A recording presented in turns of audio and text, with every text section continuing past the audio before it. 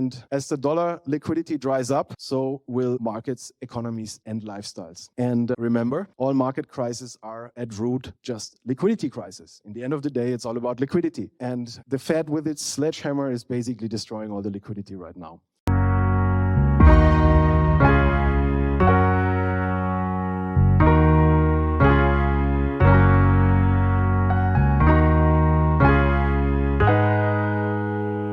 I think to understand the current situation, the macro setup where we are in, there's 4 keys to understand it. And the first one, obviously, is inflation. It's the big topic. Everybody's talking about it. It hits 95% of the population extremely hard. This creates huge tensions within societies. The second one is energy. We have a very dire situation since especially the war in Ukraine. But this whole problem has basically been in the making for the last 10, 15 or 20 years. And then we have geopolitics. We have a lot of hotspots on the planet. Obviously, the main one here in Europe is Ukraine right now. But the big elephant in the room, obviously, is China against America. And the last macro key is China itself. China was responsible for pulling out the Western world out of this mess after the financial crisis in 2008. This big boom in China is over. Just talking about some of the fundamental aspects. So what has been changing now is we don't have any more falling inflation and we don't have any more lower interest rates. We don't see falling labor costs anymore because outsourcing, for example, to China is not really an option anymore. Then demography in the Western countries is a nightmare. We simply don't have enough children. The societies are way too old in regards to Africa and India.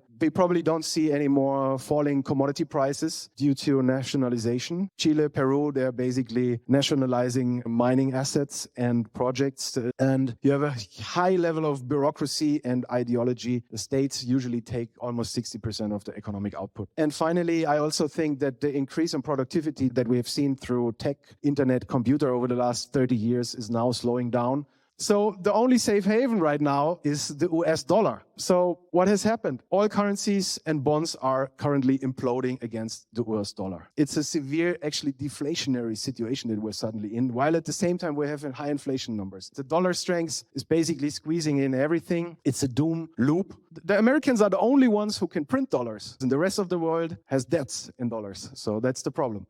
We are in such a situation right now. And so the question is, keep tightening. If they continue to raise interest rates, and that's what they're saying they want to do, the result will be a Great Depression. There's no doubt about it. But they also might start printing again. That's usually what governments and central bankers have been doing in mankind's history at the end of the day, because the pain is just too huge for everybody. And then the result will be hyperinflation. And it's very difficult to foresee exactly how this will play out. There are so many factors. And as I showed you initially, China is also a black box for us in the Western world. Most of it, we don't really understand what's going on inside. The geopolitical events, also, there's so many things to it. So it's very difficult to foresee it. And to broaden the perspective again a little bit, even if we are in an endgame, and even if in the end of the day, it's either depression or hyperinflation, it's always people. And you can see this guy here. It's a perfect example. It's a natural force of doing business, improving your life standards, helping people, getting out there and building something. It's not a political concept, and it's not corporatism, it's not socialism, it's not equalism, and it's not religion either, okay? So these are the people you want to look for, people that can build something that you can trust and that have that spirit, that entrepreneurial spirit. And if you go with these, your chances of picking a good investment and basically making something out of your money is very high. And to wrap it up, the mega trends are still in place, no matter what the end game is going to be. Obviously, one of the big mega trends is digitalization. Then digital assets in general, of course, Bitcoin is not going away. The non-fungible token technology itself is very interesting and will stay and will develop into something. Quantum computing, quantum technology, artificial intelligence, obviously, is a big mega trend. Data, just in general, is a big trend. Then sustainability, carbon credits, solar, wind, this will also continue, of course. Recycling is also here to mention. Then electrification, you have copper, battery metals, lithium, nickel, cobalt, uranium. I think we will need uranium for sure. Precious metals, always a mega trend since 5,000 years, ladies and gentlemen. And this trend is not stopping. It could be that we move into something totally new, a decentralized world where we can do business peer-to-peer, where basically mankind is freed of all these problems that basically come with a paper money system, it could be that we going to be living in a much more honest and transparent world. So that would be a beautiful mega trend down the road,